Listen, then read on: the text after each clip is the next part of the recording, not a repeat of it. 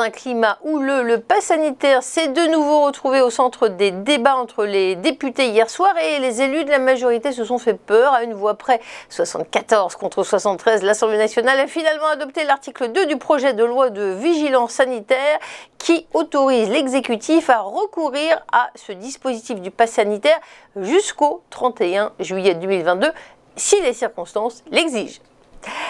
Accusé d'être l'un des acteurs de la tentative de chantage à l'encontre de Mathieu Valbuena, l'attaquant Karim Benzema du Real Madrid ne s'est pas présenté au tribunal. Le joueur qui encourt théoriquement 5 ans de prison, 75 000 € d'amende, avait conseillé Valbuena à l'époque de voir l'un de ses amis pour régler les problèmes liés à une vidéo montrant ses ébats intimes. Benzema est-il lié aux instigateurs de cette tentative de chantage? La justice le dira. En tout cas, Valbuena n'a plus été appelé en équipe de France de football, à la différence de l'attaquante du Real Madrid qui en est resté éloigné plus de 5 ans avant de faire un retour avant l'Euro en juin.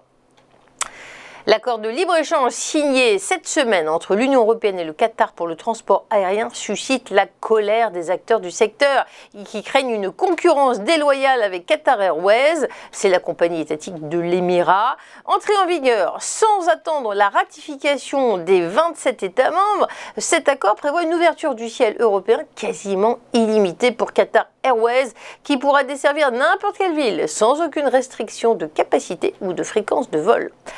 On tourne une page de publicité avant de suivre le ChronoCAC.